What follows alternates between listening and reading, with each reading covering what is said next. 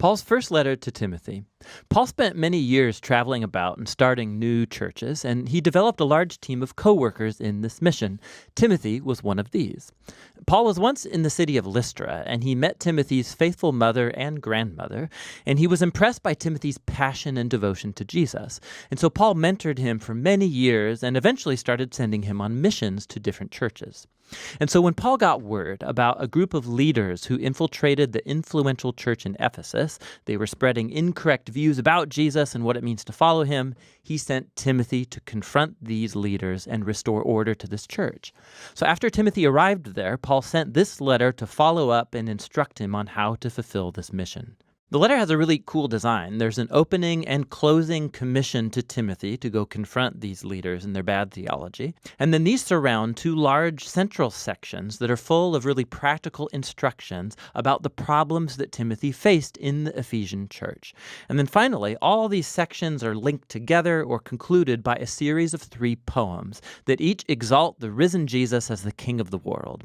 Let's dive in and you'll see how it works. Paul opens by recalling how he sent Timothy to Ephesus to confront these leaders who were spreading their strange teaching.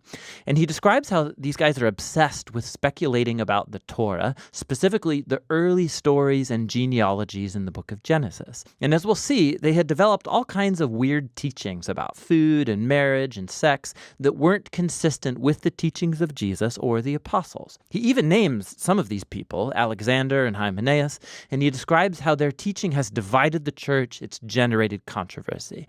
And Paul says this is actually the first clear sign that their teaching is distorted. When genuine Christian teaching is done, it's faithful to the way of Jesus, and it results in love and genuine faith. And he says the purpose of the Torah anyway isn't to fuel speculation. Rather, its purpose is to expose the truth about the human condition, as it did for Paul. Correct teaching about the Torah will lead people to see the grace of God revealed in the Messiah, who came to save sinful, broken people. And so Paul closes here with a poem that honors King Jesus over all, and he calls Timothy to shut these men and their false teaching down. He then addresses very specific problems in this church caused by the false teachers. First of all, he calls Timothy to hold regular church prayer gatherings, to pray for the governing leaders of Rome and for peace. Because peace in the land, it creates an ideal setting for Jesus' followers to keep spreading their message about the God of peace, who wants all people to be saved, the God who sent Jesus as the only mediator to give his life as a ransom for all. In contrast to the false teachers, Paul reminds Timothy that God wants to rescue the whole world, and prayer is going to keep this at the forefront of their minds. Paul then addresses problems related to men and women who are being influenced by these corrupt leaders in Ephesus. So he first shuts down a group of men who are getting drawn into angry theological disputes started by the teachers. He says these guys should learn how to pray. Then he confronts a group of wealthy women in the church who were treating the Sunday gathering like a fashion show. They were dressing so upscale that they would shame most of the other people who couldn't afford such a wardrobe. And not only that, but some of these women were also usurping leadership positions in the church, and they were teaching others the bad theology of the corrupt teachers. And so Paul shuts these women down. He says they should not teach or lead in the church. And then he goes on to explore the story of Adam and Eve and the serpent from Genesis chapter 3. Now, this is one of those sections in Paul's letters where, like Peter said, he's kind of hard to understand. There are many different views about what Paul meant here. Some think that Paul is prohibiting women from ever teaching or leading men in any church, and that his comments about Adam and Eve are about how God has ordered that only men should be leaders in the church. There are others who think that Paul is prohibiting women from having leadership authority over men in a church, but that once educated women should and can teach as leaders in a church under male leadership. And there are still others who think that Paul is only prohibiting these women in Ephesus, and that his comments about Adam and Eve are a comparison of how these women have been deceived by the false teachers. Whichever view you take, Paul is clear that these Ephesian women need to come under Timothy's leadership and get a proper theological education. And the goal is to help them grow so that they could one day become like the outstanding female ministers that Paul mentions in his other letters, like Phoebe or Junia or Priscilla. Paul continues to address this leadership crisis, and he calls Timothy to appoint a small, healthy team of husbands and fathers who will act like elders or overseers for the church. These should be men of outstanding character and integrity, and they will work alongside a team of deacons. It's a Greek word that means servant. And these are men and women who actually lead and do the ministries of the church, and they are to have the same kind of character as the elders. And all together, these people should be known for healthy relationships in their families, because that will demonstrate their ability to lead in the church, which is God's family. And the way of life that they live all together, it's consistent with the story about Jesus, which is explored in the closing poem, about his incarnation, his death, his resurrection, his exaltation as king, and then the spread of his new family throughout the whole world.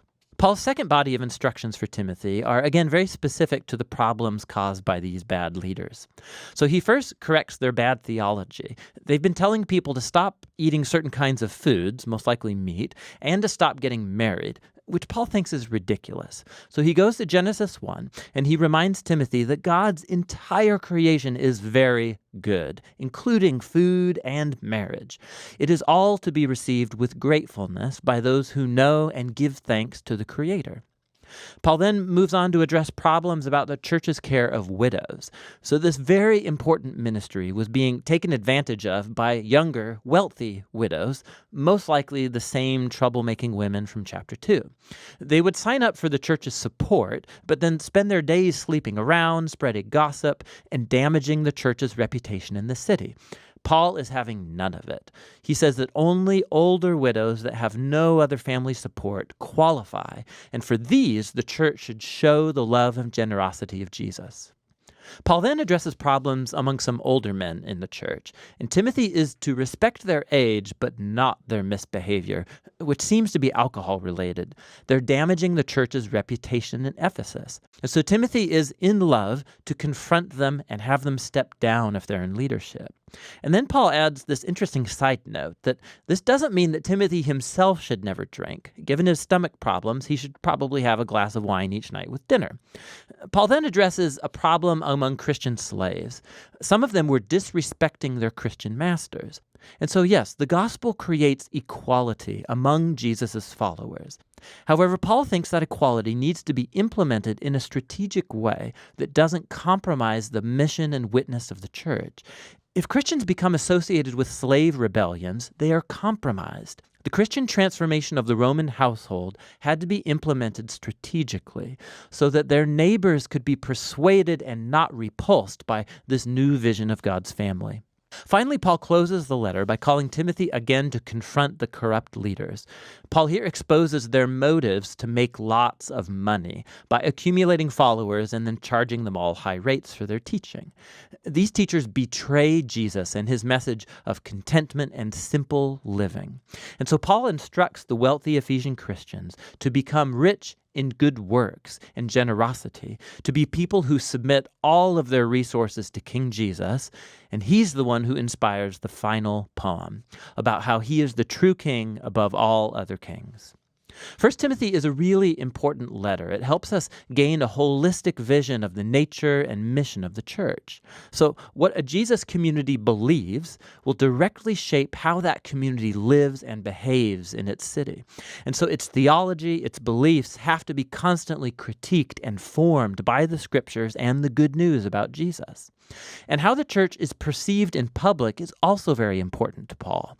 Christians should be known as people who are full of integrity, known for good works, known for serving the poor and the most vulnerable, all out of devotion to the risen King Jesus. And that's what 1 Timothy is all about.